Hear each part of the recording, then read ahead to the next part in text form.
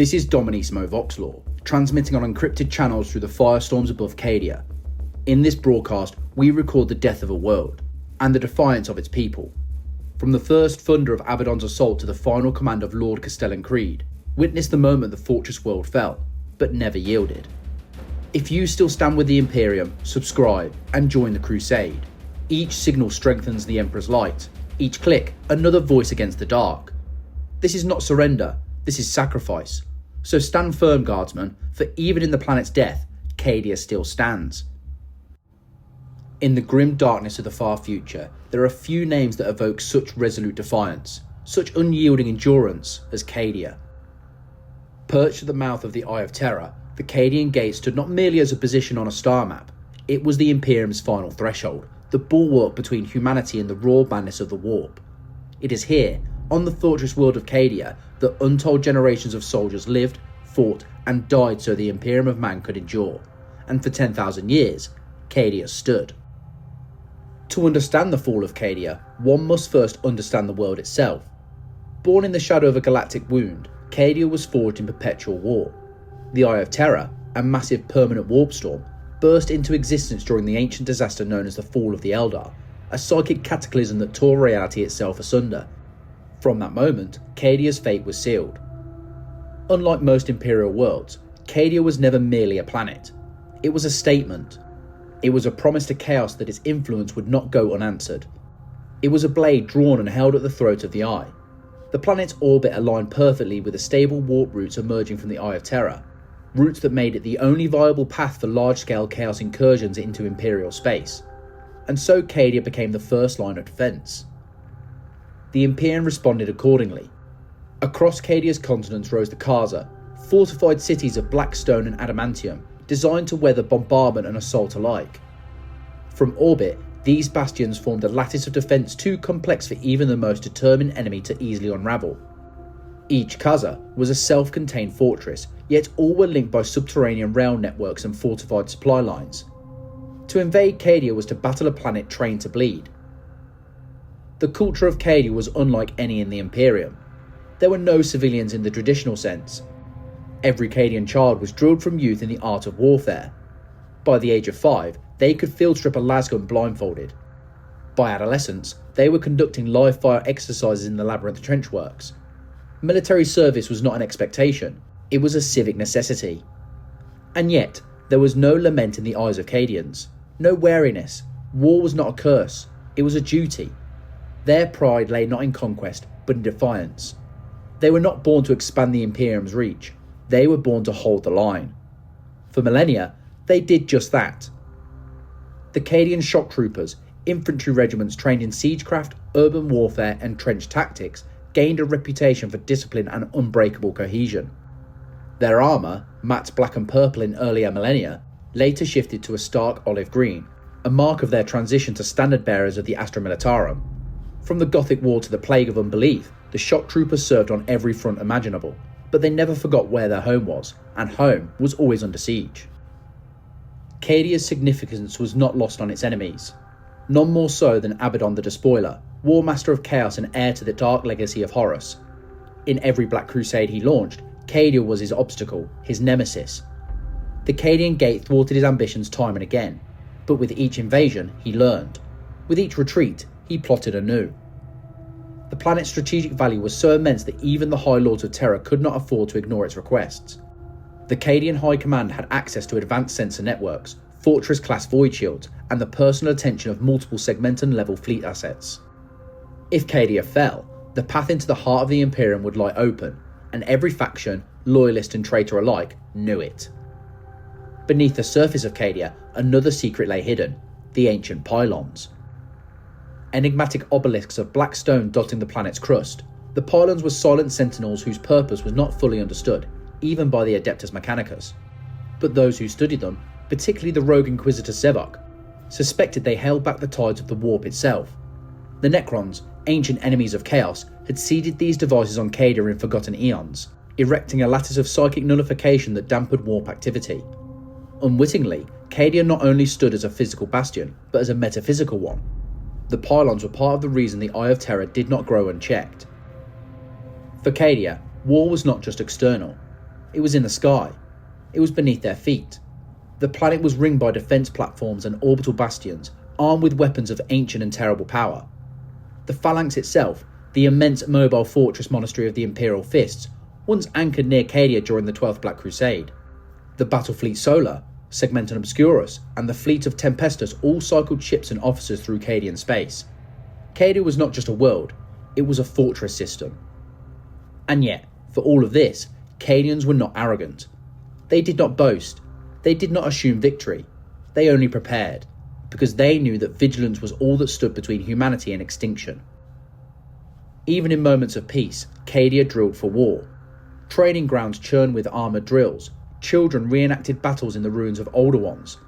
Officers passed down tactics learned not from textbooks, but from bloody trenches and orbital sieges. Veterans rarely retired. They became instructors, and their scars were lessons unto themselves. The Ordo Malleus maintained a quiet presence on Cadia. So too did the Ordo Hereticus, because the proximity to chaos bred more than physical threats.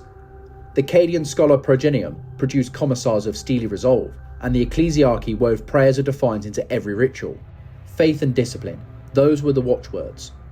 In many ways, Cadia was the Imperium distilled, brutal, proud, unyielding, and ever on the brink. The Imperium of Man is often accused, by Xenos and heretics alike, of stagnation, of decay. But no such accusation could be levelled at Cadia. There was no time to rot, no room to wither. The forge of necessity kept its edge sharp. Cadia did not decay, it burned. As the 41st millennium drew to a close, and rumours spread of an unprecedented Black Crusade gathering in the eye, the Cadians did not flinch. They reinforced, they called in reserves. They tested their bastions and triple-checked their orbital relays. They stood, as they always had. They were the first to hear the drums of war. They would be the last to fall. Cadia's eternal vigil was more than a slogan. It was a warning. And soon, the galaxy would learn what it meant. For 10 millennia, he had waited. Since the fall of Horus at the Siege of Terra, since the War Master's broken corpse was cast into the void, Abaddon the Despoiler had harboured a singular vision. A vengeance not just against the Imperium, but against the galaxy that had defied the gods of chaos.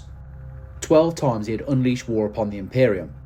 12 Black Crusades, some dismissed as raids, others as costly diversions. But each one, in truth, was a thread in a vast and terrible tapestry. Each failure a feint, each loss a sacrifice. Now, the 13th had begun. This was no mere campaign. This was not another tantrum from the Eye. This was the end of the beginning. It started in silence. Across the warp-tainted stars surrounding the Eye of Terror, the cries of demons twisted into chants of war. The traitor legions stirred from their exile worlds. Black ships forged in the molten hearts of demon forges took flight, their hulls engraved with runes that burn with unnatural light. In the shadows of dead stars, ancient pacts were renewed, sacrifices made in blood, oaths sworn on forgotten altars.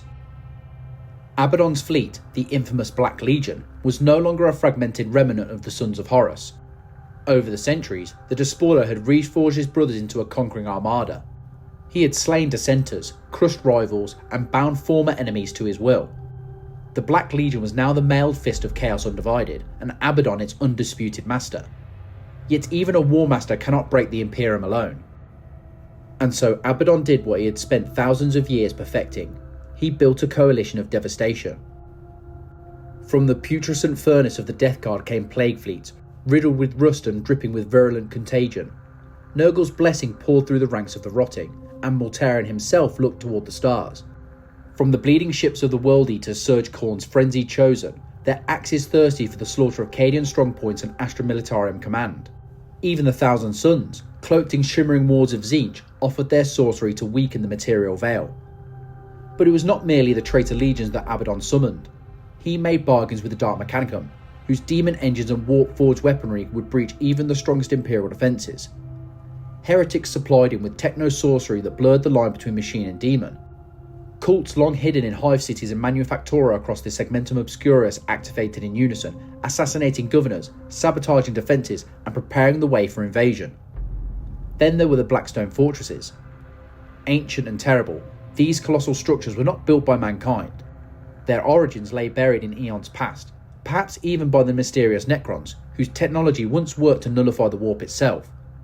But Abaddon had not merely found them, he had claimed them, reforged them. They were not static stations. They were weapons, capable of annihilating entire fleets and cracking planets open with dimensional energy. Abaddon bent one to his will in previous crusades. Now, he had more. And with them, he opened the Crimson Path. This was no straight-line assault. It was a campaign of confusion and dread, a widening gyre of warp storms, summoned deliberately by rituals of planetary corruption. The Crimson Path was as much metaphysical as it was strategic, a bleeding corridor carved through the materium, paved with the burning husks of Imperial worlds. These sacrifices fueled the sorcerous energy needed to maintain warp breaches long enough for demonic legions to spill forth. The first Imperial worlds to fall didn't even know they were at war. Vox networks blacked out, navigators went blind, astropaths screamed and combusted. Ships went missing in the void, and no answers returned. By the time the Segmentum Obscurus High Command recognised a coordinated assault, it was already too late. The Eye of Terror had bloomed outward. But this time, Abaddon wasn't aiming to bleed the Imperium. He meant to cut its throat. The Despoilers Ancients sowed heresy within the ecclesiarchy in the ranks of the Astra Militarum. Cardinal worlds fell to dark sermons. Reinforcement requests were misrouted or sabotaged entirely. Conflicting orders paralysed fleet responses. And then came the cults, entrenched chaos worshippers erupting into open rebellion behind Imperial lines, detonating munition caches and unleashing summoned horrors into command centres. Then came the fleets. The Black Legion spearheaded the assault, descending in a tide of black and gold. Warp-bent warships screamed out of the immaterium like arrows of vengeance. Renegade titans walked in the shadow of broken cities. And above them all, the Vengeful Spirit, Abaddon's flagship and the former command ship of Horus himself, cast its shadow over the war zone. Imperial worlds fell like dominoes. Kaiser Torok, once considered a lesser gate world, was eradicated in a single strike. Other planets along the Cadian corridor, many of them fortified over centuries, simply vanished beneath tides of corruption and orbital annihilation. Every victory was not just territorial, it was symbolic. Each planet taken was a nail in the coffin of Imperial control in the Segmentum. The Despoiler's tactics were brutally efficient. He did not waste forces on fortified bastions when surrounding void space could be corrupted instead. By tainting the warp around Cadia itself, he sought to make reinforcement impossible. The stars around the gate burned red as unnatural storms blossomed like cancers. What set the 13th Crusade apart was more than brute strength or unholy power. It was the scale of its coordination. For the first time in millennia, the major traitor legions acted with unity. Not perfect harmony, chaos never allowed such things, but directed focus. This was no longer a series of vendettas or ideological outbursts. This was war. Abaddon's goals were not only military, he sought to unravel the very fabric of reality. The destruction of the Cadian pylons, still not fully understood by Imperial science, was one of his central objectives.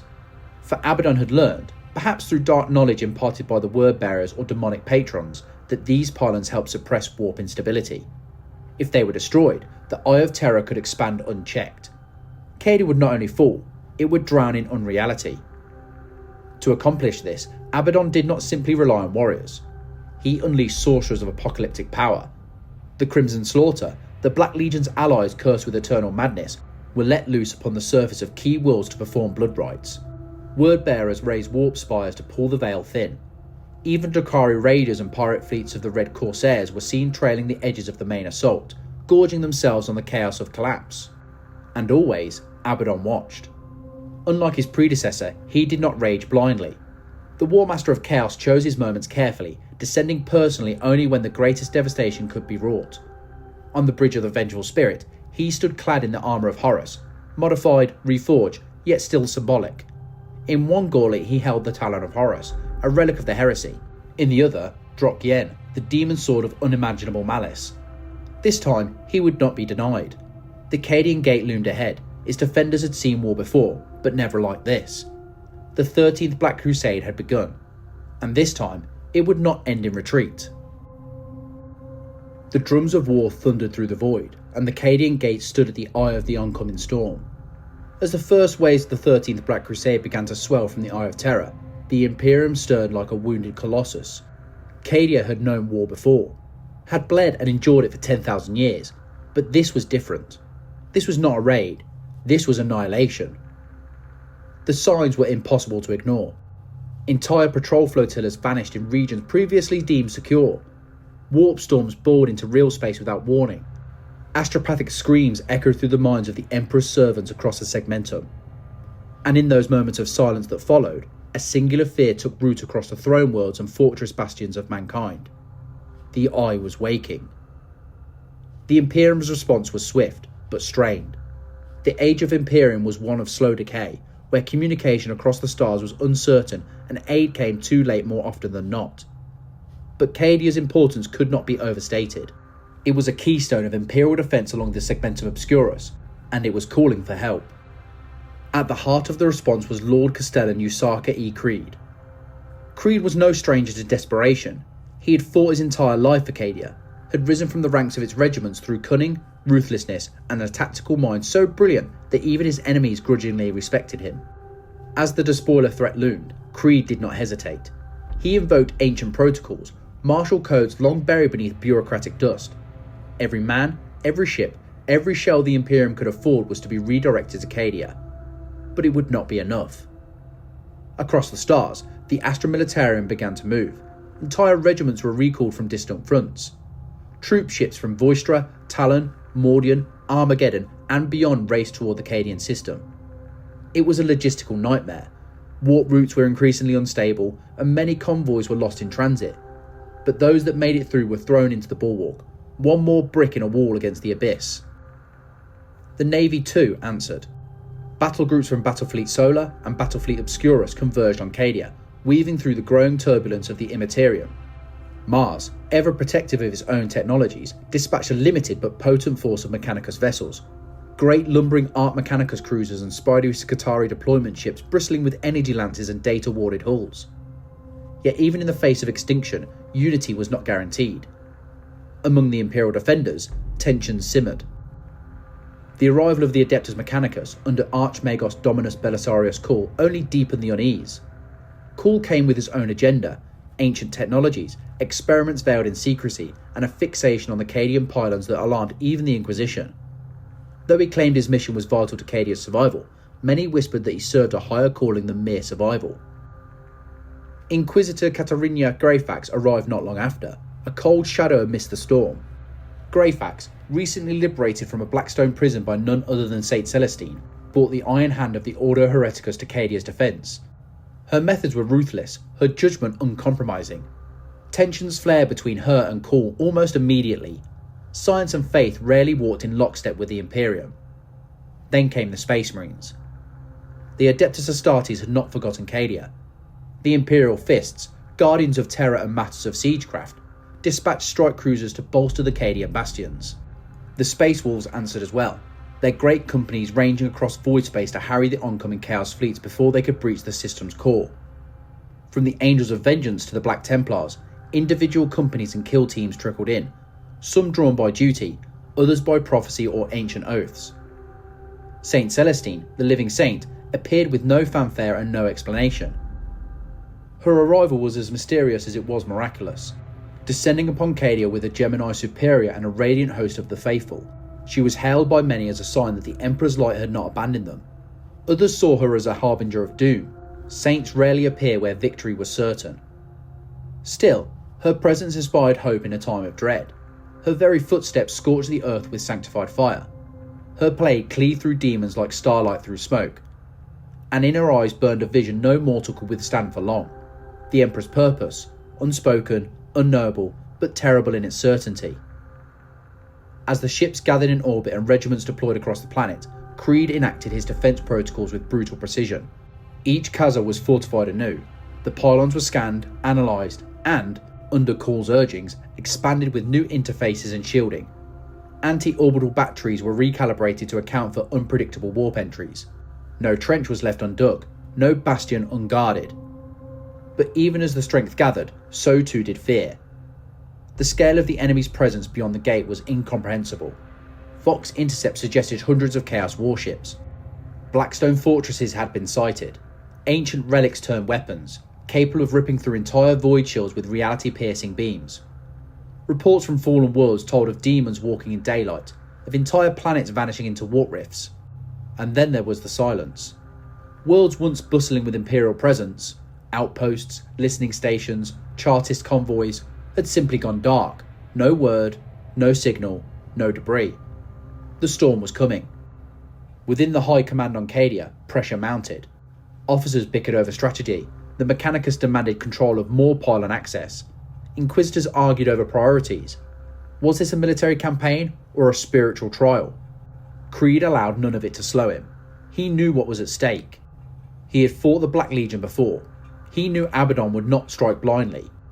And if the Despoiler brought with him the force they feared, then the only path to victory was through preparation so absolute, so unrelenting, that even the gods might falter. Outside, orbital platforms rotated into firing positions. Titans walked once more along the shattered plains. Vox networks buzzed with prayers, artillery patterns, and death oaths. The sky glowed red with solar flares and distant weapon fire. The defenders of Cadia did not expect salvation. They expected siege. They expected death. But they would meet it standing. The Cadian gate would not fall quietly. The bastion would scream defiance into the void until its walls were broken and its warriors consumed. They would hold until the last shell was spent, until the last bastion crumbled, until the last Cadian drew breath. The Imperium had gathered, and the storm was about to break. The silence ended with fire. The first shot was not a declaration. It was a warning, an eclipse of flame blooming in orbit as a Chaos probe ship shattered beneath the guns of the orbital defense station Kaelin's Spear. It was routine, even expected. But the silence that followed was not. No signal, no response, just debris, spinning slowly, swallowed by Cadia's gravity well. Then came the others.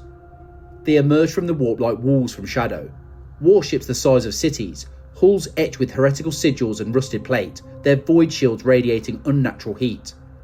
The vengeful spirit did not lead the charge. Abaddon had learned the lessons of misdirection long ago. Instead, he unleashed the Black Legion's vanguard under the cover of a newly summoned warp storm, exploiting a sudden corridor of unnatural calm that opened across the Cadian perimeter.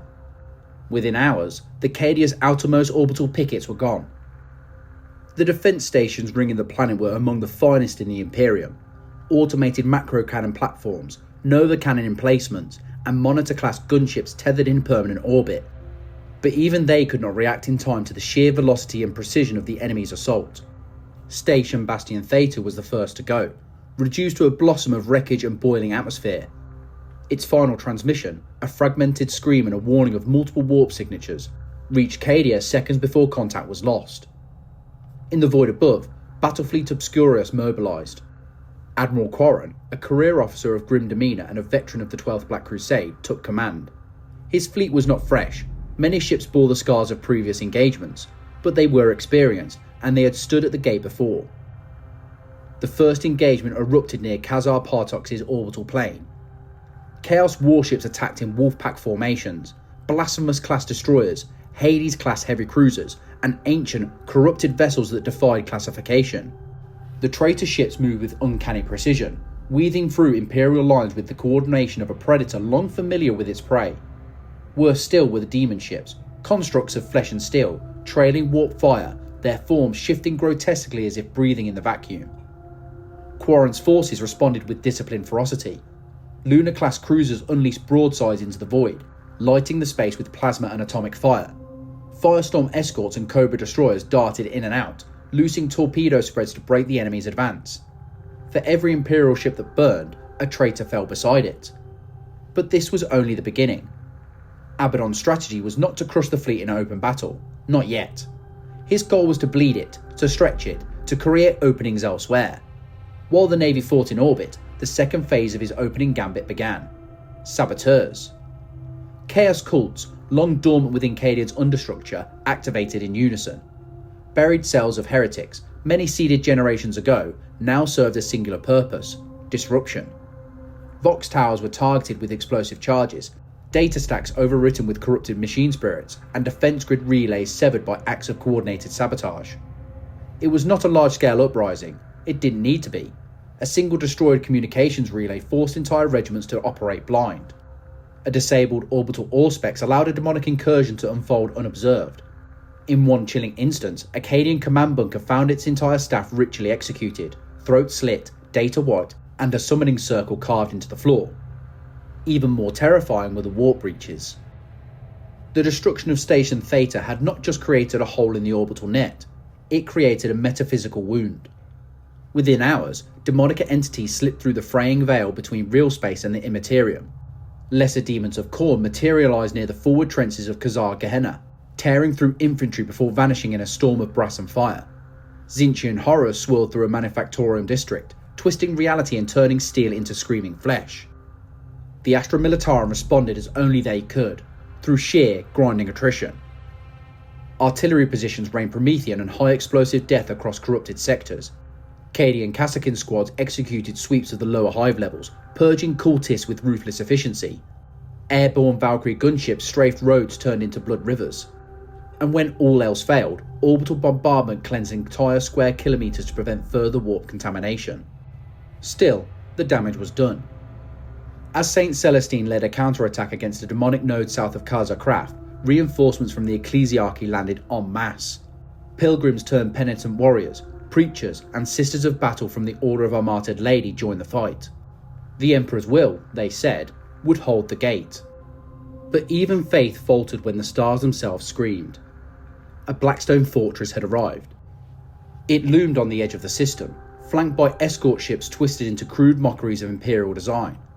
The sheer presence of the Blackstone fortress, its massive, silent frame blotting out sensors, crippled long-range communication across the sector. Psychic phenomena spiked across every astropathic choir. Some went mad, some exploded. On Cadia, the ground shook, not from bombardment, but from the pylons. Belisarius Cawl had been monitoring the Blackstone structures since his arrival. With the increasing pressure of warp exposure, the pylons began to resonate in a frequency unknown to Imperial science. A low hum, barely perceptible, began to rise, as if the planet itself were beginning to fight back. Cawl insisted the pylons were reacting to the increasing warp saturation caused by the Blackstone fortress. He believed that they could stabilise the system, if properly harnessed.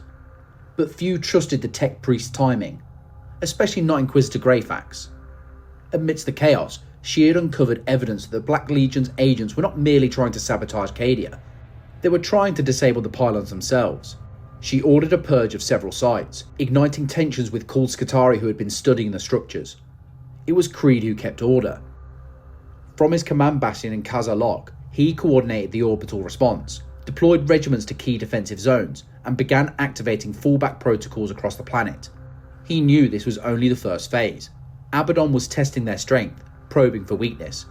But Cadia did not break, not yet. And so, a space above the gate lit with ship-killing beams and void-shattering hulls, as demons screeched through broken city streets, as cultist hands clawed at the walls of sanctified shrines, the defenders held. First blood had been drawn. It was only the beginning. Osaka E. Creed did not believe in destiny. He believed in lines of fire, overlapping fields of artillery, and contingencies stacked 3 deep. He believed in discipline and in doctrine, but above all, he believed in Cadia. As the skies above the Cadian gate turned red with fire and the void swarmed with chaos warships, the eyes of the Imperium turned to the Lord Castellan. The fate of the fortress world, and perhaps the Imperium itself, now rested on his broad, battle-scarred shoulders. Creed had never sought glory. His rise through the ranks was not forged in ceremony but in the crucible of battlefield necessity. A product of the Cadian shock troops, he had bled in the mud of Kaiser Sonnen and stood atop 100 bastions when others would have fled. His genius lay not in grand pronouncements but in adaptability, an instinct for war honed to a razor's edge. And now, the war had come home. With the traitor fleet surging through the outer defences and chaos cults igniting fires within, Creed moved with brutal efficiency. He established tri-layered command hubs in each Khazar, ensuring that no single strike could decapitate the planetary leadership. Vox networks were hardened, using backup analog systems where necessary. When the upper atmosphere began to churn with psychic interference, Creed shifted communications to coded physical runners and secure teleport relays. He understood the enemy's intent. Abaddon was not trying to take Cadia in a single stroke. He was trying to break it, erode its cohesion, its morale, its structure. But Creed had made a career out of defying inevitability. His first order was simple: hold. The outer Khazars, Partox, Kraf, Gehenna, were to become kill zones. He redistributed artillery regiments to high ground bastions overlooking predicted chaos ingress points. Tank companies were buried beneath camo nets and ruined factories, waiting to ambush advancing foes. Minefields, some laid decades prior, were reactivated and expanded.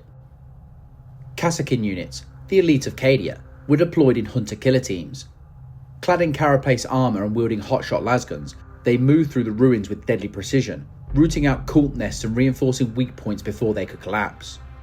To bolster their efforts, Creed authorised the deployment of Eversor and Vindicare assassins from the Officio Assassinorium. These silent killers eliminated key Chaos lieutenants, throwing enemy formations into disarray before battles could even begin. But war was not won by bullets alone. Creed knew that the true battle was psychological. Every soldier on Cadia had grown up knowing this day might come, but knowing and facing it were not the same. So Creed made himself visible. He toured command bunkers, walked the trenches, shared rations with frontline units. When the men and women of Cadia saw the Lord Castellan, calm amid the ruin, issuing orders with iron certainty, it anchored them. They would not break if he did not. He issued a proclamation broadcast over all Vox channels. "Cadia stands. That is not a hope. That is not a prayer. That is a fact. We will make it so." It became more than a phrase, it became a war cry. Meanwhile, Creed coordinated relentlessly with other Imperial forces. With Admiral Quarren, he synchronised ground-to-orbit fire grids to protect the flanks of void ships still engaged in the upper atmosphere. With the Adepta Sororitas and the forces of Saint Celestine, he carved out corridors for refugee movement and fallback positions, ensuring the chaos of retreat never became a rout. The Adeptus Mechanicus posed more difficulty. Belisarius Cawl, brilliant and obtuse in equal measure, refused to subordinate his operations to Creed's command structure. Cawl's obsession with the Blackstone pylons drew resources and manpower that Creed could have used elsewhere. And yet, even Creed could not ignore the Archmagos' cryptic warnings, that the pylons were vital not just to Cadia's defence, but perhaps to the stability of the entire sector. Inquisitor Greyfax, on the other hand, was more direct. She viewed the war in spiritual terms. Each heretic purged a small victory for the Emperor's will. Her agents operated independently, often without warning, targeting suspected collaborators with lethal force. While Creed had no time for dogma, he respected her results. More than once, her purges uncovered sabotage plots before they could take root. Despite the pressure, Cadia's defence held, for a time. The traitor forces met resistance unlike anything they had anticipated. World Eater assaults were halted in the ruins of Kaza Marak by interlocking Basilisk batteries. Death Guard advances stalled in viral fogs countered by purifying Promethean strikes. Sorcerous warp spells fizzled against null fields deployed by Grey Knights teleporting onto critical ley lines. But the cost was rising. Entire regiments were lost in delaying actions. Each bastion saved came at the price of another overrun. The orbital support began to waver as Chaos fleets deployed relic weaponry, devices that disrupted teleportation, melted shielding and sundered void hulls with ancient hate. Creed's face remained calm, but his eyes grew harder. He began enacting fallback strategies drawn from dusty tactical scrolls. Civilian populations, those few not already engaged in logistical support, were evacuated to subterranean bunkers deep within the core strata. Communications with Terra and Segmentum Command grew faint, but he pressed on. Then came a moment that would define him. A forward bastion near Kaza Craft had been overrun. Enemy forces led by the Crimson Slaughter, a traitor warband cursed with madness, had pushed through a breach in the defensive line. Imperial Command estimated the sector lost. Creed disagreed. He ordered a counterattack, not with a full army, but with precision. He gathered a mixed force of Kassakin, Space Marines from the Imperial Fists, and a detachment of Sisters Repentia.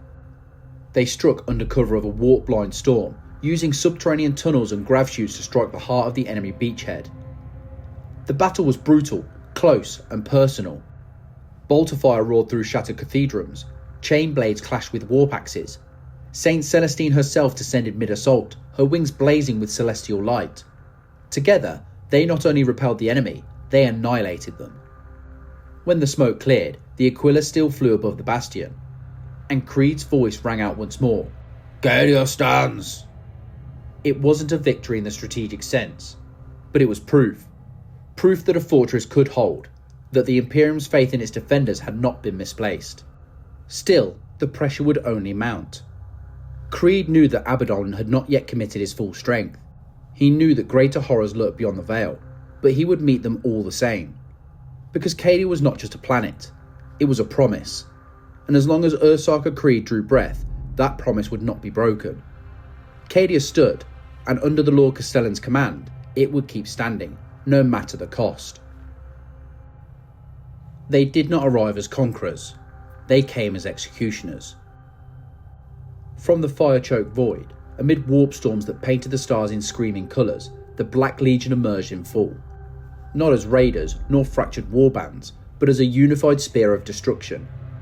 At their head stood the Vengeful Spirit, Abaddon's flagship, a vessel steeped in infamy, still bearing the scars of the Horus Heresy, and hungering for vengeance.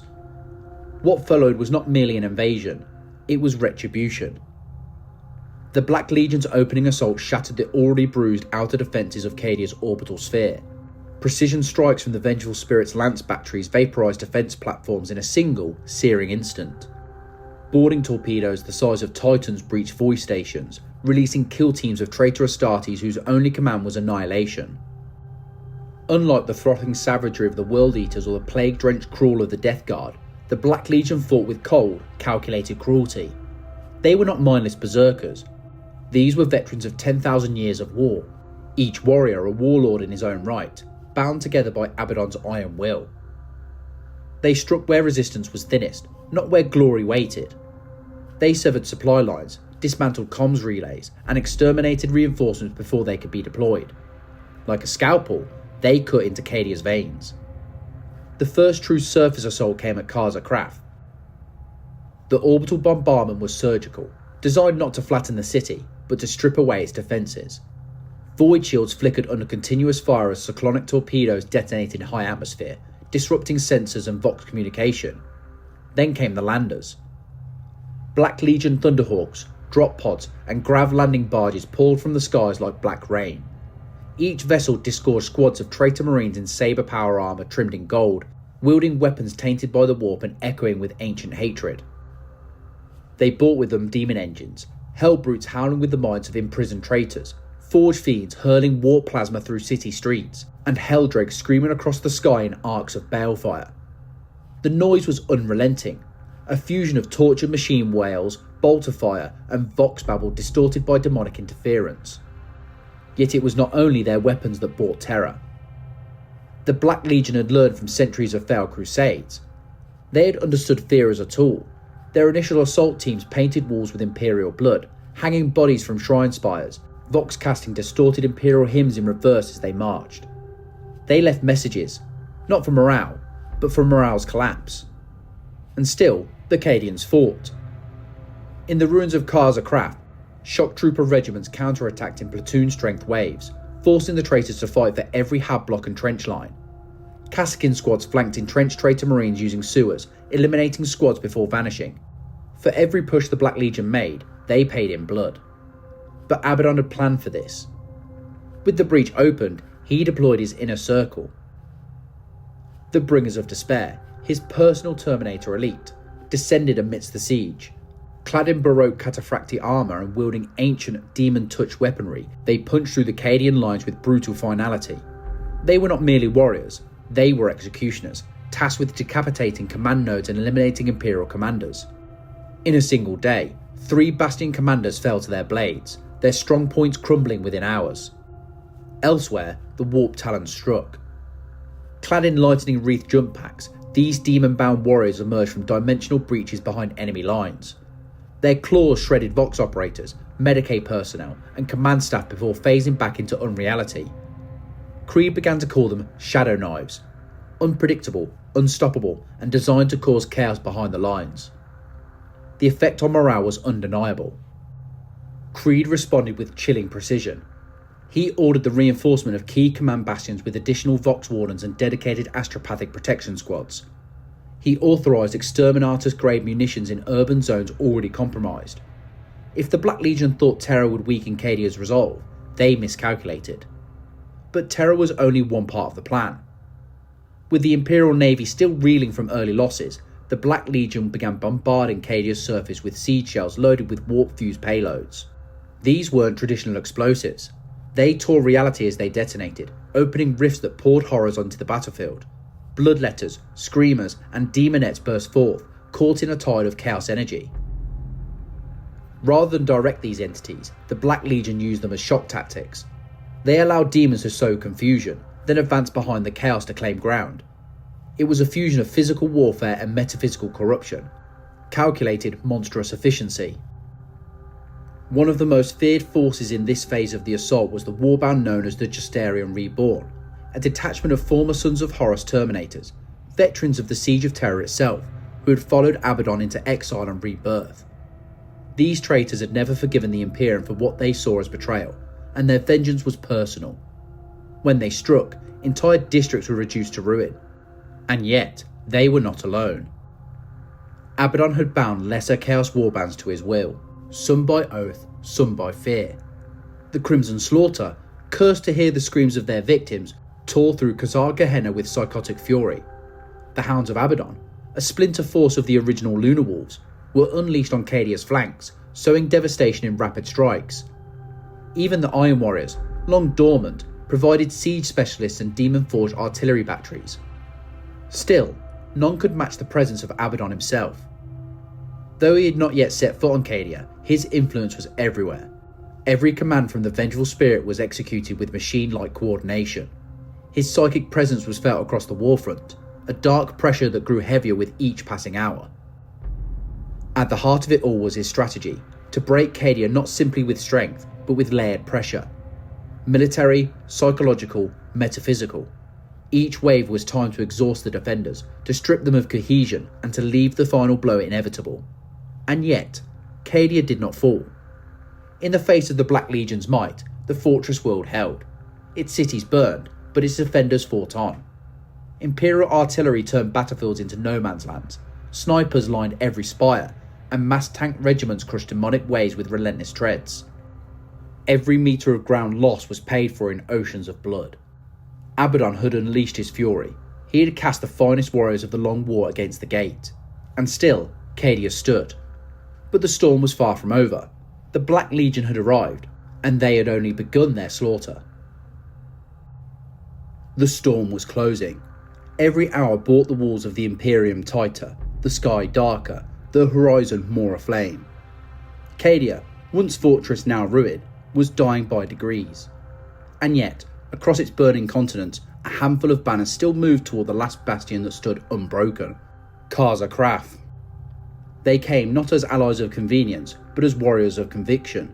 Each had fought their own war, in their own way, until the call of one man drew them together. Lord Castellan Usaka Creed had sent his final message through the ash. "To me, to Khazar Kraf, we hold until the stars fall." And they came. The Dark Angels were the first to answer. Their fourth company, under Brother Captain Coriel, had fought in orbit for weeks, boarding warships, purging traitors and cutting through corridors lit only by the strobing fire of lance strikes. When the fleet above Cadia began to die, Coriel led what was left of his brothers planetside. They made planetfall among the ruins of Khazar Hol, where the dead numbered in the tens of thousands. There, they discovered that faith had survived where flesh had not. Mechanicus adepts and guardsmen still fought under Creed's orders, refusing to retreat. The Dark Angels joined them without ceremony or words of comfort. They did not speak of loyalty, they spoke only of duty. When Coriel's strike cruiser finally broke atmosphere above Khazar Kraf, its hull trailing black fire, the Vox crackled with Creed's voice. "Any who can still fight, rally to the fortress." The angels descended like falling swords. Their thunderhawks cut through smoke and storm, engines screaming, carrying the Emperor's vengeance to the last battlefield. By the time the first shells struck Khazar Kraf, Coriel and his company were already there, forming silent ranks upon the southern wall. They took no command, asked no blessing.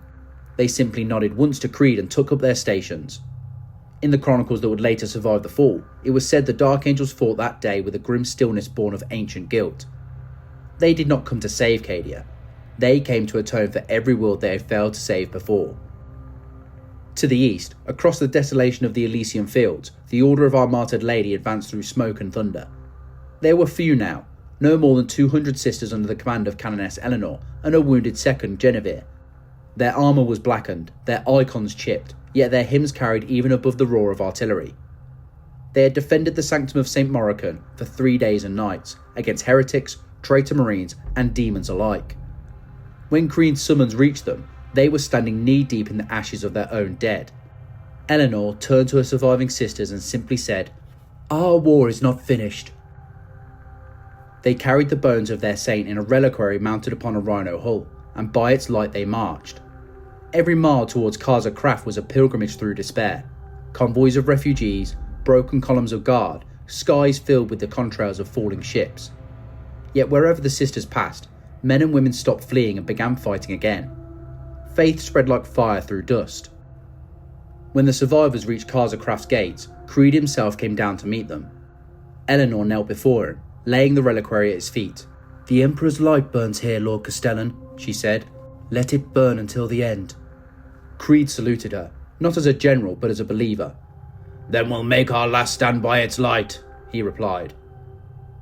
The sisters took position along the inner wall, flamers and melters blessed anew, the hymns of the martyred lady echoing through the fortress halls.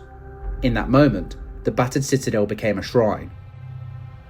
The Black Templars arrived not by land but from the sky. Their fleet, the Crux's Crusade under Marshal Marius Almeric, had burned through Abaddon's blockade with the fury of a comet. Their drop pods fell like rain across the western plateau, each one a meteor trailing holy fire. They came to Cadia not as defenders, but as redeemers. To the Templars, the fall of Cadia was no defeat. It was an opportunity for vengeance, a crusade worthy of their oaths. Marshal Almeric met Creed in the fortress command sanctum, the black cross of dawn bright upon his chestplate. "You have fought with courage, Castellan," Almeric said. "We come not to rescue you, but to die beside you." Creed smiled, tired but resolute. "You'll find no shortage of chances here for that." The Templars took up station on the western curtain wall, shoulder to shoulder with the remnants of the Cadian 8th. There, chaplains set up makeshift shrines from tank wreckage and rosaries made of bolter shells. When their hymns began, the ground itself seemed to tremble. The sisters answered with their own psalms, the two orders of faith harmonising in defiance of the storm.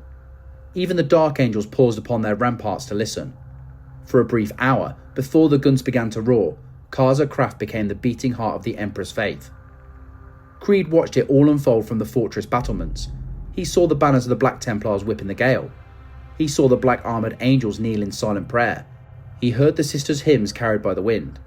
And for the first time since the 13th Black Crusade had begun, he felt something close to hope. Every signal that reached him spoke of ruin, lost casas, dead regiments, cities reduced to slag, but these warriors had come anyway. Not because he commanded them, but because Cadia still mattered. Each represented something the Imperium itself had nearly forgotten: discipline, purity, devotion, purpose. Now, all those virtues had gathered within one fortress, at the edge of annihilation. Creed turned to his Vox officer. "Transmit this," he said quietly, "to every survivor still out there." He leaned close to the microphone, his words steady as stone. "This is Lord Castellan Creed. Cadia still stands. We stand together now at Casa Craft. Every soul who could hold a weapon, come home." Across the plains, the message spread through static and storm. In trenches, guardsmen lifted their heads. In Valkyrie holds, pilots turned their craft toward the fortress. Even among the dying, a murmur rose like a prayer. Casa Craft was no longer just a fortress. It was Cadia itself, a single defiant heartbeat echoing through the dark. And above it, lightning flared as the first orbital bombardment began. The siege had come, but Creed did not flinch. He looked upon the gathering of angels, martyrs and crusaders below him and spoke softly, almost to himself. "Let them come. Cadia stands." The storm had found them. Casa Craft, last fortress of Cadia, stood alone against the night. Its ramparts, once bright with the banners of victory, now burned beneath the crimson glare of the eye. Each impact from orbit shook the fortress like the heartbeat of a dying god. Fire rained across its bastions, yet still the Voxhorn screamed the same order: hold the line. In the command bastion, Lord Castellan Usaka Creed stalked between flickering holomaps, dust caking the creases of his coat. Every display was a wound. red icons where cars had once been green. He no longer asked for reinforcements. There were none left to send. What remained of Cadia now stood behind these walls. He keyed the Master Vox for all his companies to report. Through the static came voices, steady, unyielding. Confirmation of Templars entrenched on the western parapet, Sisters holding the inner sanctum, and Dark Angels in position upon the southern wall. Creed closed his eyes for a heartbeat. That was all he needed to hear. The first assault hit like an avalanche. From the ashen plain surged Urkrathos' Hounds of Abaddon, berserkers in black and brass armour whose every step left scorched earth. They charged through the shell craters, roaring praises to the blood god. Heavy bolters on Khazar-Craft's walls opened fire, turning the charge into a storm of dust and shrapnel. At their head, Marshal Marius Almerich led the Black Templars, his storm shield blackened by 100 impacts. He advanced through the smoke with blade raised high, Vox amplifiers booming the litanies of hate. Templars met berserkers in brutal close quarters combat along the lower curtain. Chainswords howled against power blades, sparks painting the walls in molten gold. Every swing of Almerich's sword cut a new oath into history. The Templars fought not to survive, but to redeem, to burn their names into the memory of mankind. When the first breach came, it was they who closed it. Crusaders locking shields in a wall of blackened steel until the rubble beneath their boots turned to glass. Vox feed from their helmets caught only the sound of hymns and thunder. Within the fortress heart, the Order of Our Martyred Lady held the sanctum corridors. Flamer units waited behind barricades of twisted metal, their relic-blessed tanks hissing with holy Promethean. Canoness Eleanor stood at their centre, a living icon of faith, her armour rent but unbowed. When the first traitors forced the inner gate, the sisters answered with fire. Walls blossomed into flame, silhouettes of heretics blacking against the light. Through smoke and screams rose the hymn of their patron saint, low at first, then rising into a roar that drowned out even the bombardment. Eleanor's second, Genevieve, fought despite her shattered arm, her bolter propped against the reliquary that held Saint Morican's bones. Every time a sister fell, another took her place without breaking the hymn. The sanctum became a furnace of belief so fierce that demons faltered upon its threshold and died screaming beneath waves of blessed fire. When a shell collapsed the roof above them, Eleanor simply raised her sword toward the falling ash and gave a rallying cry to her sisters, and they fought on. To the south, the Dark Angels held the broken ramparts where the bombardment was thickest. They moved through ruin like wraiths, green armour dulled to grey by soot, eyes burning behind cracked lenses. Brother Captain Coriel directed their fire with the cold precision of a surgeon. Plasma fire roared from shattered towers, cutting lines of molten glass through traitor ranks. Servitors dragged fresh ammunition from wrecked rhinos, their machine voices reciting catechisms as they died. When the Chaos Assault breached the lower gate, Coriel signalled without hesitation.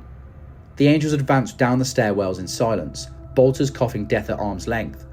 They gave no battle cries, no prayers. For them, this was not vengeance but penance. Each brother fought as if the weight of a 10,000-year sin pressed upon his shoulders. When they reached the courtyard again, the gate was retaken. But none spoke of victory, only duty. From the highest tower, Creed watched the fortress endure. Smoke drifted through shattered command windows, the air reeking of promethium and blood. His Vox operators worked by instinct now, patching circuits with knife points and oath-binding tape. Reports streamed in like confessions, Templars holding, sisters maintaining position, angels secure. Each message was a heartbeat, each heartbeat proof that Cadia still lived. Outside, the enemy's bombardment changed pitch, no longer probing, now relentless. The sky burned white as orbital guns of the Will of Eternity loosed another volley. The ground quaked, walls bowed, but did not break. Creed clenched a hand around his command staff, muttering if that fortress fires again, there'll be nothing left to defend. Somewhere above, heroes were already ensuring it would not. The Space Wolves boarding packs were carving their way through the Blackstone fortress's hull. Creed did not know their names. He only felt the brief lull that followed their sacrifice, the moment when the orbital fire slackened and the guns of the phalanx answered in return. He raised his head to the sky, lips drawn into a grim smile. The lull broke as quickly as it came. With a howl that shook the heavens, the Hounds of Abaddon launched their final assault. Warp lightning cascaded across the plains as demonic engines surged forward, clawed limbs tearing trenches apart. Creed slammed his fist against the Vox console. "All batteries, full fire! Bring them down! Every gun on Karza craft roared at once. Macro cannons, las turrets, hydra platforms, a symphony of defiance. The night turned day bright with tracer and flame. Templars countercharged from the gates, their black armour wreathed in dust and glory. Sisters advanced beside them, banners of the martyred lady held high. Even the Dark Angels descended from the southern towers to reinforce the line, moving like executioners through the ruin. For a time, it seemed possible. Not victory, never that, but survival. The fortress's guns sang, and the enemy bled. The void above Cadia burned brighter than the world below.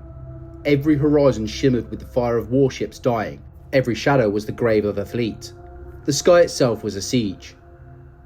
Among the debris fields and the wreckage of Imperial cruisers hung the Will of Eternity, a captured blackstone fortress, ancient and monstrous. Its vast engines pulsed with warp energy drawn from the Eye of Terra, every beat like the breath of a god. When it fired, continents died. When it recharged, the stars dimmed. For weeks, it had been Abaddon's blade, his instrument of absolute annihilation. But in war, even gods can bleed. Through the static of a dying Vox network, a transmission broke across the Cadian sector. A single word repeated in a dozen dialects. Phalanx. The fortress monastery of the Imperial Fist had returned to the gate. It came wreathed in thunder, macro batteries firing in blinding unison, their detonations painting the void with suns. Lance beams carved through the black hulls of traitor vessels. Each impact reverberated through the warp. The hymns of Dawn's vengeance sung in plasma and steel. The Phalanx was not a ship. It was a world of war, and its arrival tore open the night. Abaddon's fleet turned to meet it, confident in their Blackstone's power. But even a fortress forged in the dark age of technology can falter when faith and fury strike together. The first volleys from the Phalanx shattered the forward escorts of the Will of Eternity and crippled the demon-haunted cruiser Unhallowed Vow. Still, the Blackstone fortress endured, its shields glowing like molten glass under the barrage. In its command sanctum, the Despoiler watched. He saw his enemies rally around a single symbol of defiance, and his patience thinned. Creed still fought below. The Imperial fleet refused to die, and now the Phalanx had joined the battle, a remnant of Dawn's line come to defy him once more. Abaddon's voice carried across the Vox nets like a furnace wind, ordering his fleet to crush the newcomers. But even as his words spread through the storm, another message whispered through the void, faint, fragmented, and terrible in its promise. A pack of space wolves had boarded the Will of Eternity. Led by Wolf Lord Sven Bloodhowl, they had launched from the embattled surface aboard Thunderhawks blackened by re-entry and faith. Their strike was madness given form, a final hunt into the heart of the enemy's greatest weapon. They breached the Blackstone's outer shell and disappeared into corridors that had not known light in 10,000 years. Inside, they fought in silence and fire. Demons stalked the hallways like shadows, and the wolves cut them down amid the shrieking hymns of corrupted machine spirits. Bloodhowl himself led the charge into the generator vaults, a cathedral of engines the size of cities. There they found the power couplings that fed the Blackstone's weaponry array, and set about their work with melter and blade. In orbit, sensors flared. The fortress's main cannon flickered, its charging sequence stuttering for the first time. The pulse of its energy began to bleed into the void in chaotic bursts. On the bridge of the Vengeful Spirit, Abaddon felt the tremor. The demon lights guttered, the air thick with metallic scent of ozone and fury. Around him, the helmsman hesitated, unsure if what they were witnessing was malfunction or sabotage. He knew better. His hand tightened around the talon of Horus. His gaze fell to the planet below, to the surface where Cadia still burned but refused to die. Even from orbit, he could see the flashes of fortress guns still firing, the banners still raised, the defiance of a world that should have been dust. For a heartbeat, the War Master stood silent, then his rage broke its chains. If he could not scour Cadia clean from above, he would bury it beneath the ruin of its own making. The order went out through every channel of his command fleet, not as a broadcast, but as a curse. The Will of Eternity was to be sacrificed, its course corrected, its engines overdriven, its own weight made weapon. The Blackstone Fortress began to move. Within its hull, the surviving space wolves felt the shift, a deep, mournful groan that ran through every wall. Bloodhowl realised what had happened even as his Vox failed. His charges were set, the power matrix rupturing, energy screaming through the conduits like liquid fire. He gave one final order to his warriors, and they obeyed without hesitation. Moments later, the generator core detonated in a bloom of impossible light. The Will of Eternity reeled, its void shields collapsed, power spiked and failed. Great chunks of its armour sheared away, spiralling into orbit like fragments of a dying sun. The Phalanx seized the opportunity and unleashed a barrage the likes of which had not been seen since the Siege of Terra. Hundreds of plasma batteries fired as one, slamming into the fortress's exposed flank. The impact cracked its spine. Across the entire Cadian system, the explosion could be seen with the naked eye, a wound of white light that split the heavens in two. Those who watched from the surface mistook it for salvation, not yet understanding what was to come. Abaddon stared into the maelstrom, his fury quiet now, his expression unreadable behind the reflection of the fires. The fortress was dying, its orbit decaying, gravity dragging it down toward the planet that defied him. He made no move to stop it. The War Master had decided. Cadia would not be conquered. It would be erased. The wreckage of the Will of Eternity began its descent, its ruin trailing a trail of fire visible from one hemisphere to the other. The storm of its passage tore apart what was left of the upper atmosphere. The light of its fall turned the night to day. On the world below, soldiers raised their eyes to the heavens and felt the air grow hot. To them, it looked like deliverance. To Abaddon, it was the closing of a chapter 10,000 years in the writing. The Will of Eternity was gone, and Cadia's doom was sealed. The storm had reached the walls of Cadia's final threshold. The last line of resistance, battered and bloodied, formed around the pylons of the Elysian Fields, a forest of ancient monoliths that had watched over the planet since before humanity first gazed towards the stars. Now, in Cadia's final hours, they became both the key to salvation and the target of Abaddon's wrath. The Elysian Fields were not chosen at random. Beneath the cracked soil and shattered obsidian lay the nexus of Cadia's most potent mysteries, an arcane lattice of blackstone pylons whose energies pulsed with quiet defiance against the howling warp. Cawl had uncovered it too late to prevent the siege, but not too late to gamble everything. If the pylons could be reawakened, they might seal the tide of madness pressing in from the eye. And so, the last stand was not fought at Kaza Craft or at the orbital spires, but here, on a plateau of forgotten machinery, where belief and desperation blurred into the same thing. The defenders who arrived at the fields came from every surviving strongpoint still holding out against the dark. Remnants of the Cadian 8th dug in with grim precision. Sisters of the Martyred Lady, their armour scored and sanctified with flame, stood beside them. Black Templars rejoined the fray, blades drawn and armour cracked. Even among the Mechanicus, battered Scutari reconfigured their failing systems to push on. They came not to win, but to make the end meaningful. Beneath the surface, Cawl's work reached their final stage. The Archmagos, driven by logic and something close to hope, had calculated a way to amplify the pylon field. His engines groaned beneath the strain, plasma cores on the edge of detonation. Every servitor, drone and cohort he commanded worked in unison, buried under tons of rubble and stone, carving a path to the central node. Trazen the Infinite stood at his side, not an ally, but a necessary force. The Necron Collector had grown interested in Cadia's unravelling, and in Cawl's success. Trazen's knowledge of the pylons, recovered through incomprehensible ages of observation, filled the gaps even Cawl could not bridge. Together, they made the impossible functional. Beneath the grinding weight of the world, they forced the ancient circuits to awaken. The pylons responded slowly, their energies creeping to life like slumbering titans stirred by distant voices. Above, warp rifts flickered as if recoiling. The Eye of Terra, though far larger than Cadia itself, seemed to flinch. For the first time in centuries, the tides of chaos stuttered. Abaddon knew it instantly. The War Master had poured half his crusade into breaking Cadia, and he felt the shift like a blade drawn across the soul. His response was brutal and immediate. The Black Legion surged across the plains, reinforced by demonic incursions twisted by the Eye's renewed anger. The skies opened again, casting down ironclad warriors from orbit and belching monstrosities that burned the ground as they walked. Blight Grenadiers from the Death Guard, blood-slick berserkers of Khorne, the twisted elite of the Black Legion, each found themselves hurled toward the Elysian Fields, with orders clear: destroy the pylons or let nothing remain alive around them. The battle shifted from siege to slaughter. Even with the field partially active, the defenders found themselves outnumbered and surrounded. Artillery strikes pounded their trenches without pause. The very air warped under pressure as the Eye fought back. Cadian officers shouted through choking smoke.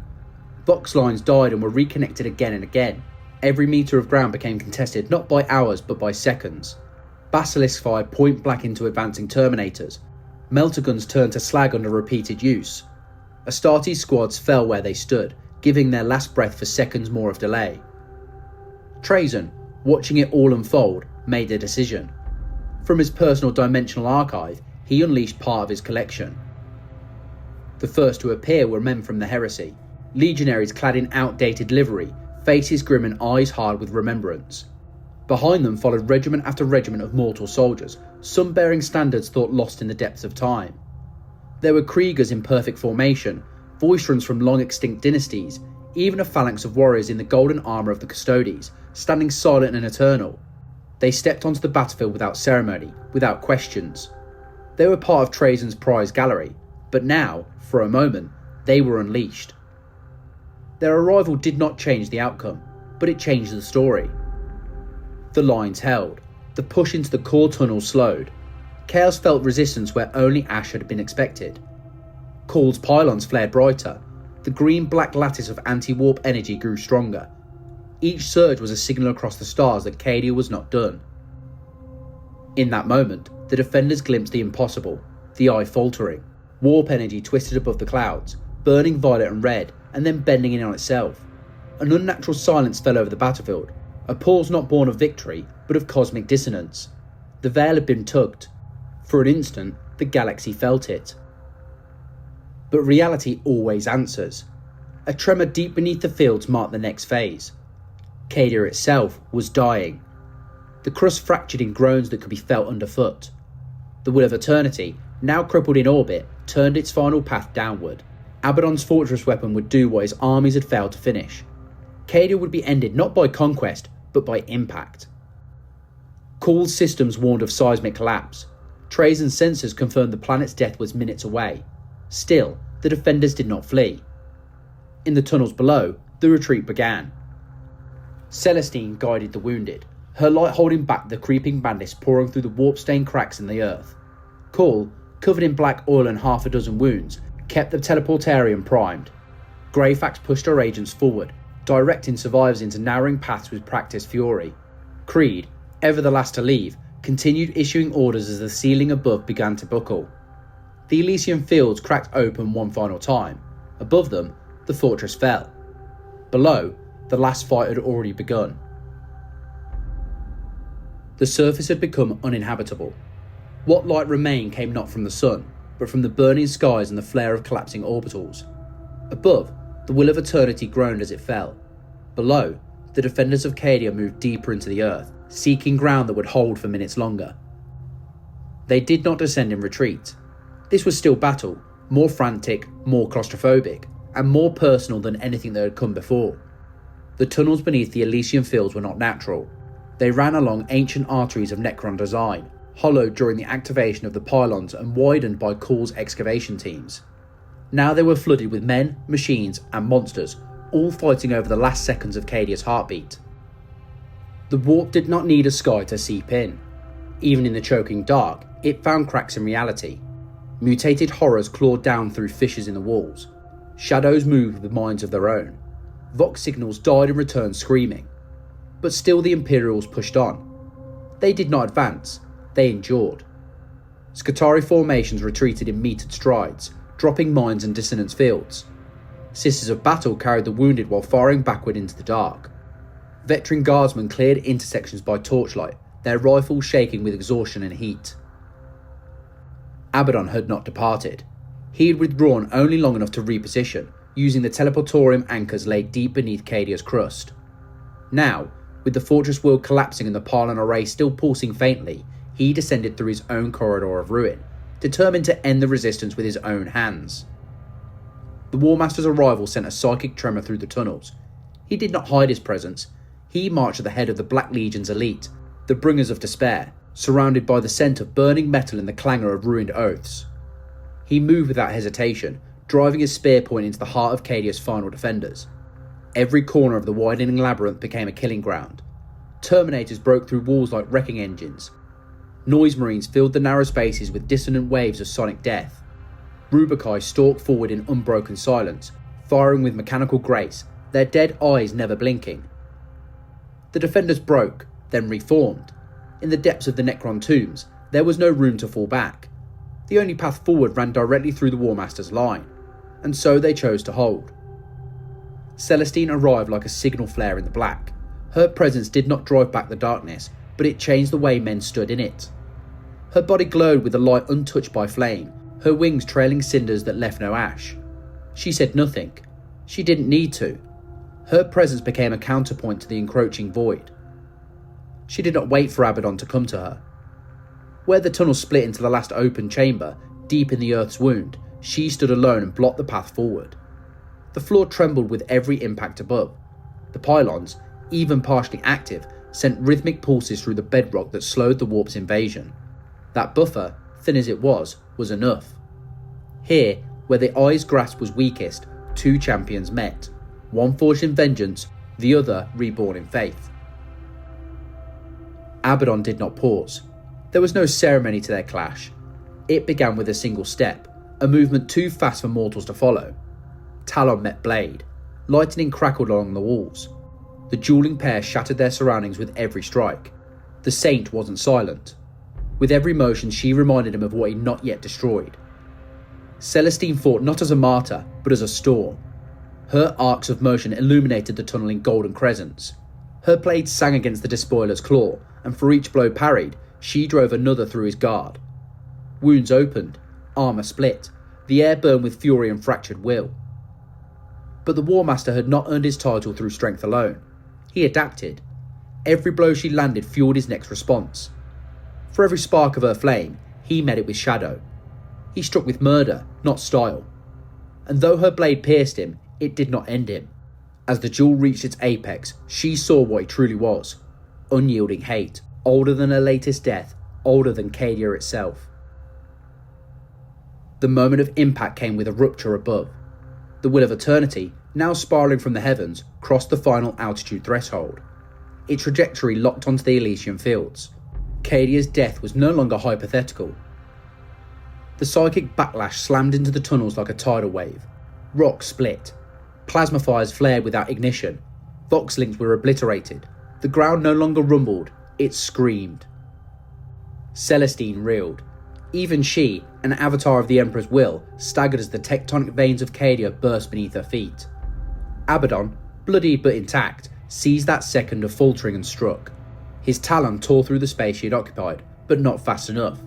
She vanished, rising back into the fire, her light trailing upward through the rupture now forming above them. Abaddon did not pursue. He had done what he came to do. Though the pylons still flickered, they were now buried under a dying world.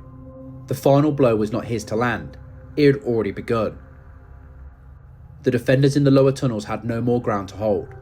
With the surface gone, the fractures reached downward. Pillars of ancient metal split and collapsed. Machinery older than human memory was reduced to slag. Cawl's workstations disintegrated. Auxiliary power cores went critical. Even the dimensional lattice Trajan had exploited buckled and failed. The order to withdraw spread not through command, but through instinct. Survivors scrambled toward the few intact teleportoriums. Celestine returned to guide them, shining above the collapse. Greyfax barked orders over failing systems. Cawl staggered toward the last functioning node, his mechanical frame cracked and sparking. Creed, already wounded, stood alone as the rearguard, watching the tunnel collapse in flame. Abaddon remained behind for a moment longer. He turned, looking up through the gaping wound in the earth, watching the will descend like a curse fulfilled. Then, without fanfare, he vanished into the storm. The battle was over. The reckoning was only beginning. The end did not come with a scream, but with a silence too deep for sound. The will of eternity breached the lower atmosphere, wreathed in fire and shorn of control. It was no longer a weapon in orbit. It was a death sentence on a collision course with the heart of Cadia. Its descent split the sky in two. Great arcs of plasma curled around the remnants of the pylon fields, trailing molten metal and void warp debris. A shadow covered what was left of the horizon, not cast by sun or storm, but by something far larger than the planet could hold. Below, the crust ruptured like a pressure seal. Shockwaves rolled across the surface in every direction. Mountain ranges flattened. Trenches vanished. Bastions sank into chasms that had no bottom. Cadia buckled in real time, tectonic plates grinding like teeth, ejecting entire regions into the void. The earth became an ocean of flame and smoke, then collapsed inward. It was not fast, it was apocalyptic. The Elysian fields were first to go. The ancient pylons, still flickering with dying green light, bent under their own weight before cracking apart at the base. Black stone monoliths that had resisted the warp for millennia shattered in a single groan, consumed by the forces they had once held back. Energy spilled across the ruin like blood from a wounded god. Warp fissures tore open, unbound by structure, and the eye surged forward. Those few who watched from orbit, aboard the phalanx or scattered fleets in retreat, saw it unfold through lenses stained by radiation and debris. A wave of blinding light surged outward from the impact zone. The force of the explosion eclipsed even the destruction wrought by the planet killer. Cadia, once the bulwark of the Cadian Gate, the fortress world that had stood unbroken through dozens of crusades, tore itself apart from within. Its mantle bled into space, its crusts folded like cloth. Cadia died hard, but it did not die alone. In those last minutes, the surviving forces of the Imperium pulled back through the final teleportoriums. Celestine led the evacuations from deep within the subterranean catacombs, carrying the wounded by the dozens, guiding the last souls through the burning corridors that no longer resembled anything natural. Her light marked the path, not to victory, but to survival. Every step was earned by sacrifice. Greyfax had refused to leave until the very last. She remained at the teleportation beacon with bolt pistol drawn, issuing commands even as the floor fractured beneath her. The Sisters of the Martyred Lady covered every flank. What remained of the 8th had already fallen. Creed had not emerged from the ruins. The Lord Castellan's banner did not rise again. Cawl made the jump with fragments of his work still burning into his augmetics. He had survived only through probability, a billion calculations collapsing into a single outcome. What data he salvaged from the pylon field was incomplete, but it was enough to carry forward. His mind, already fractured across time, recorded the planet's end in perfect detail. Above, the phalanx pivoted with agonising slowness, directing its remaining batteries to cover the last retreat. Its shields flared with the continuous impact as Chaos vessels pursued the fleeing Imperial transports. It was not a rout, it was a war machine bleeding through open space, dragging the survivors of a dead world behind it. From the eye, something new was born. The moment Cadia collapsed, the tear widened. What had once been the Eye of Terra, a vast wound in the galaxy, held in place by arcane symmetry and the pylon's influence, unravelled. Its borders extended like veins across the void. Storms erupted in a dozen star systems. Warp tides surged across segmentums with no warning. Navigators howled, astropaths died. Across the Imperium, light failed. The Cicatrix Maledictum was born not with a whisper, but with the extinction of a world that refused to surrender. Cadia's destruction did not simply remove a strategic anchor, it created a wound so vast that half the galaxy would fall behind its curtain. For the Imperium, it was the beginning of something far worse than defeat. It was fragmentation. And yet, even as the planet crumbled, Cadia left behind something stronger than stone. In the years that followed, in every war zone where guardsmen stood, the story passed from one trench to the next. No formal record was needed. Every soldier knew what had happened. The fortress world had held long past the point where logical physics said it should have fallen. It endured orbital bombardment, endless waves of demons, traitor legions, collapsing architecture, and even the arrival of the despoiler himself. The world had broken, but not its defenders. Creed's name became a banner unto itself. The Cadian Gate, now tore open, remained in every soldier's oath. The phrase etched into so many helmets and data slates was not about loss, it was about what could never be taken. A myth born not in superstition, but in fire and fact. Across regiments, the word spread like a creed of their own. The planet broke before the guard did. You have received the transmission of Dominissimo Voxlor. Cadia has fallen, her bastions shattered, her sons and daughters buried beneath a dying world. Yet even in ruin, her defiance endures. Creed's final command echoes through the void. Cadia stands. Remember this, guardsmen. The fortress may fall, but faith does not. The Emperor's light endures not in safety, but in sacrifice. Strike the seal of subscription, join the crusade, stand with the sons and daughters of Cadia, and carry their flame into the next war. This is Dominissimo, and this channel carries the Emperor's eternal flame.